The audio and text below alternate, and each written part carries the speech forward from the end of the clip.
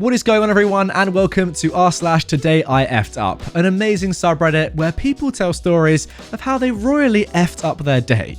Before we get into today's first story, which, as you can tell by the title, is very weird, let me just say that.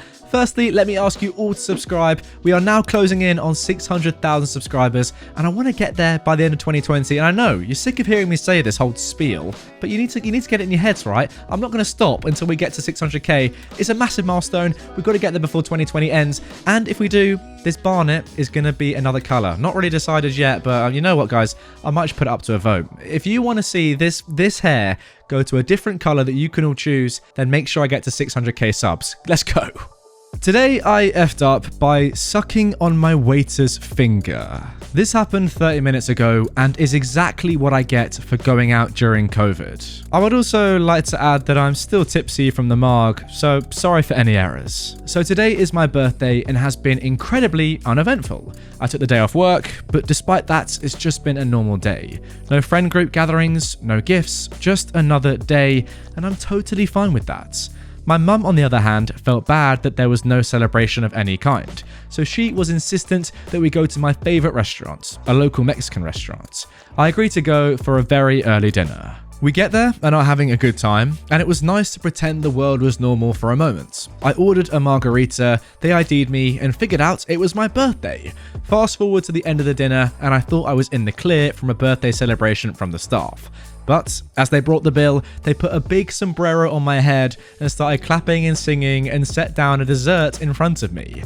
One of the guys had whipped cream on his finger and went in to put it on my nose. Drunk me didn't comprehend that and was very confused. Due to the big sombrero covering my face, he was kind of stumbling trying to find my nose. I thought, oh, I know what I'm supposed to do, and I sucked the whipped cream off his finger. I realized immediately after that, no, OP, that is not how you interact with strangers. But it was too late. They picked up the pace of their singing and the guy ran away right after and hid in the kitchen. The whole restaurant, which granted was like 10 other people, but still, stared at me and my mum couldn't stop laughing. We put the dessert in our to-go box and left. 23 years is off to a great start. Well, yeah, I'd suggest that, sucking a waiter's finger is probably not the best idea anyway, but especially during COVID. Come on, that waiter's probably like, oh my God, what has this crazy woman done? I mean, just mad. But yeah, this is r/Today I effed up. You have to expect these kind of stories, guys. And to those of you saying, yeah, they shouldn't have gone out because it's COVID season. Obviously, you're right, I know.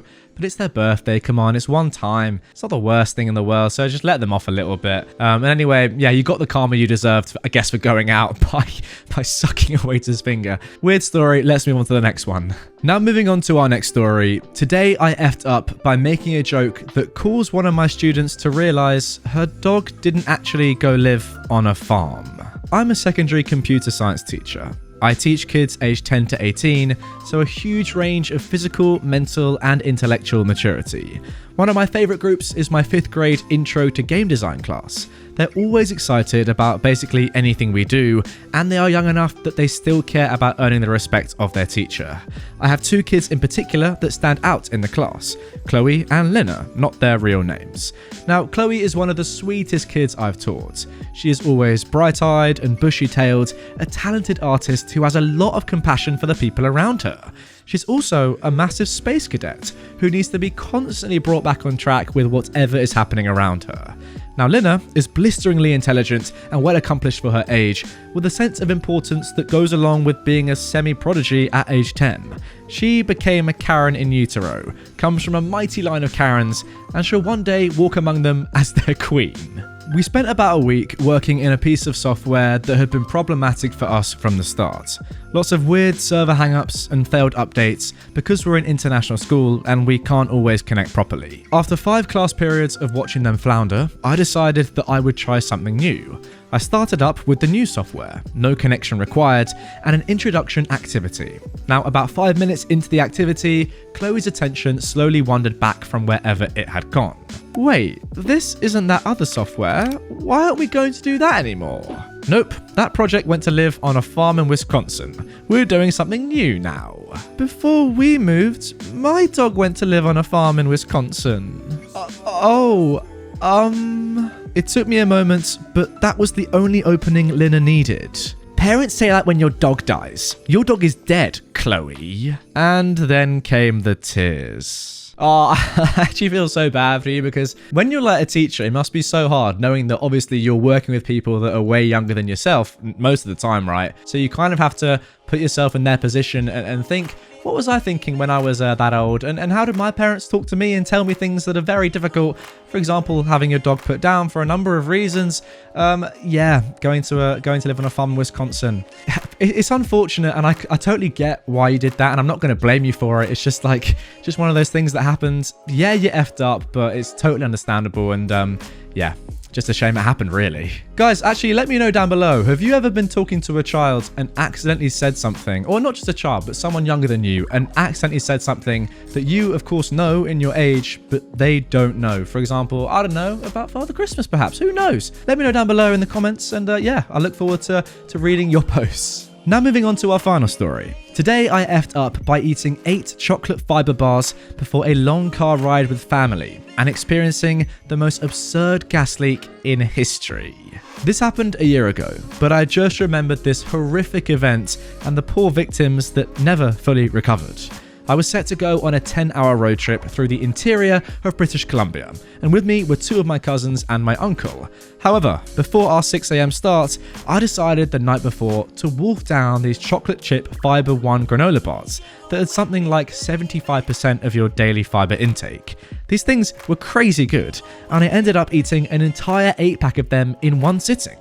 After that, I went to sleep and woke up in the morning to a bloated stomach, but I felt fine otherwise. 45 minutes into our ride, the cramps began. My stomach grew larger and larger, and I ended up needing to remove my seatbelt and undoing the zipper on my jeans to give it more space to expand.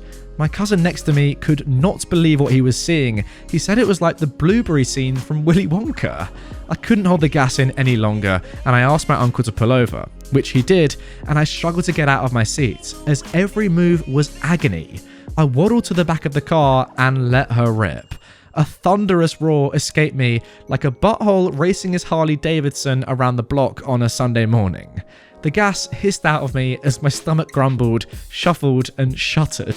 I'm not exaggerating when I tell you that this fart lasted at least 15 seconds. Little did I know, I had just broken the seal, and I would proceed to experience uncontrollable and obnoxiously powerful farts that lasted 10 to 15 seconds on average, with only a brief period of relief between said farts.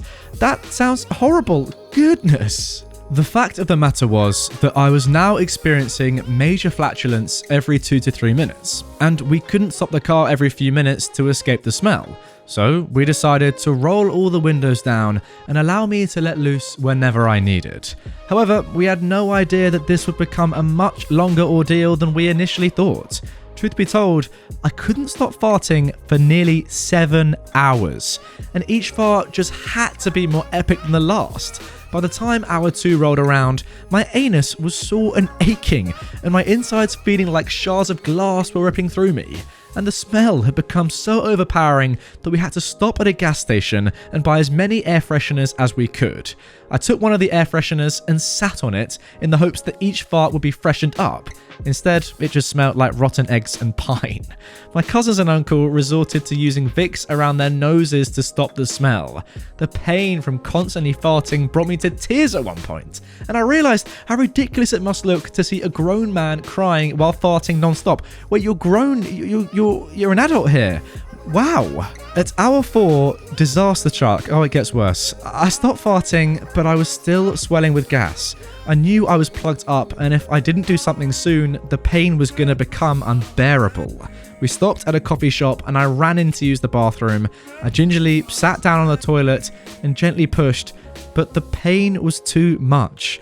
I resorted instead to pushing on my stomach to help things along, as suddenly I felt this wave of pressure hit me that made my butt cheeks break into a cold sweat and start to tingle. Suddenly, and without any warning, a rock-hard turd rocketed out of me like a cannonball and plastered itself to the back of the toilet bowl. And with that, this tidal wave of what could only be described as peanut butter oatmeal. Jesus, what am I reading? I could feel the muscles in my abdomen squeezing my intestines so hard that it actually hurt. It was like when you are throwing up and you can feel your stomach violently squish itself to push everything out, but instead, it was my butt that was throwing up. Once everything was pushed out, it was topped off by the longest fart in my short, pathetic existence. One that I could never accurately give the length other than say well over 20 seconds, and that I could literally feel and see my stomach shrinking. I destroyed that poor coffee shop bathroom, and I frequently wonder what happened to the person who wandered in after me. From that point forward, the farts were just as frequent and long, but they felt cleaner and less restricted. It began to feel like I was airing my colon out, blowing out all the accumulated dust. My ribs and anus ached horribly, but I was starting to feel euphoria wash over me that I assumed was just the endorphin rush my body was giving as a way to protect my fragile mind from this ridiculous ordeal. By the time hour 7 rolled around, my farts had slowly faded away, but the smell permeated my clothes and the seat behind me. The family had gone through almost an entire container of Vicks, and they appeared to have survived the ordeal, but I could tell that a part of them was broken that could never be fixed. It was as though they felt violated by having to breathe in my butt breath for 7 hours, and I knew my uncle was upset that his car's interior would never smell the same again, as it already smelled like hot garbage by this point. We eventually arrived without incident, and we refused to speak of this event. Things were never really the same between all of us after that, and I have a feeling that none of us will ever touch eggs ever again. They already ate enough of my farts. They don't need a reminder. I should never ever have eaten that much fiber. I had no idea it was capable of that. Oh, wow. What a story. I thoroughly enjoyed reading that one out. Hopefully no one was listening outside my window thinking, what is this guy doing? Well, maybe they were, and they enjoyed the story as much as you guys hopefully did. Yeah, weird one, but I mean, we've all been there, right? Where you just have a bit of flatulence and you're like, oh no, this is really bad. I'm with other people. This is not going to go well. But for 7 hours. 7 hours in a car. Does it get much worse than that, people? I don't think it does. But there's nothing I can even say here to make it better. You know, just unbelievable. I did enjoy some of the writing there. It really put a lovely image into my mind. One that I want to forget very quickly. So I'm going to end this video right now. The end screen's on the screen. Make sure you're subscribed for more amazing stories like this last one. If you want to watch the rest of my TIFU videos, r/TodayIF, they're in a playlist right here.